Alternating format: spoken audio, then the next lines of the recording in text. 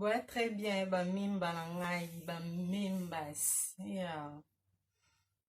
Lelo ne kolobela groupe sanguin.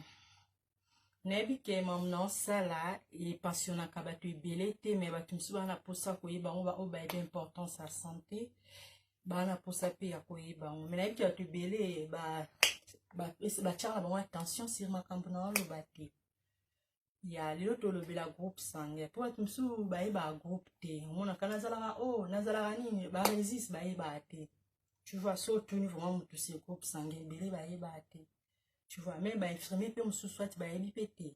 Tu vois, because ils are vaste. Avant d'un banda na groupe sanguin, il faut na banda il y a le groupe sanguin d'abord ils ont groupe sanguin ils ont classification oyo basala pour na ba présence ou soit ba présence ba antigène na kati ya globule rouge ou soit absence ya ba antigène na kati ya globule rouge. Ce que bah ça la classification nango ya moi to benga groupe sanguin parce qu'ils ont ba groupe ebele. Yeah. Avant d'abord on a le bela groupe sanguin photo le bela nanu yemoko makila et la kisini. Groupe sanguin to le bela makila ce qui est la kisini. Makila eza les sels organes oyo eza liquide oyo permettra biso to transmettre en haut et pas individu mususu donc et pas muntu mususu. Donc, il y a une facilité, tu vois. Ce qui n'est pas bazana diminution makila, ba cause makila pas langa, ba transmettre en haut pas nae, tu vois, ba transfusion pas nae, tu vois, il y a que par rapport que mon son tala problème ba rien, ba la rien pas langa, ba puis ça peut être un peu compliqué, hein. Il y a, mais bien sûr tout le monde a tenu puis ça va donner à 100, tout ça là va donner à 100, tu vois, il y a. Ce que ils a les seuls organes où ils a easy.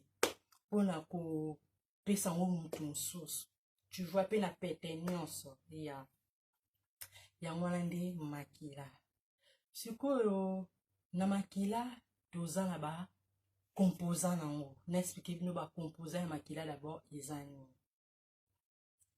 ba composant ya makila toza na 4 composants ya makila o examiner toza na 1 globule rouge 2 globule blanc 3 plaquettes 4 dans un plasma. Tobandi na globule rouge. Babilo konyo son l'accès bino un na lobela ki hématologie. Oh normalement na lobela groupe sanguin, mais il faut na banda nango introduction quoi pour na lobela groupe sanguin. Ya. Tobandi na globule rouge. Globule rouge ezani. Globule rouge eza cellule moboye o izala na kati ya makila na yebisa bino ke makila banda na moelle osseuse na kati ya likuwa tu vois siko eza na ba cellule eza na kati na cellule na cellule ya liboso toza na globule rouge rôle la globule rouge yango eza ezozwa oxygène ezopanza ngo na ba organe grâce ya hémoglobine. Hémoglobine siko eza na kati ya globule rouge yango te esala mosala po imema oxygène na dioxyde de carbone na batisi nyonso ya nzoto rôle nango yango wana toke sikoyo na globule blanc oyo tobenga lymphocyte.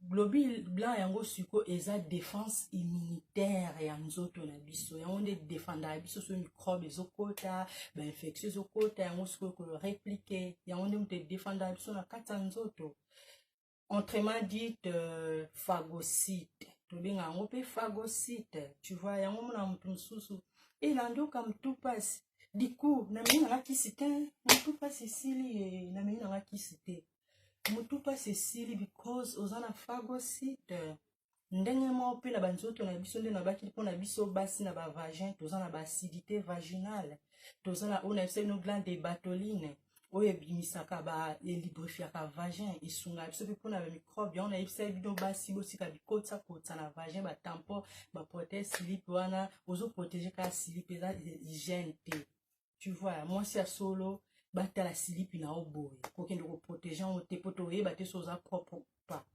c'est ça. Donc yanka na lobi na kaka na sai moi babenga moi cinéma occasionnel na pédagogie na sala pédagogie quoi. Ya siko tokomi na plaquette plaquette à Lise, excusez. Là, c'est soulagé, s'il te plaît. Il y a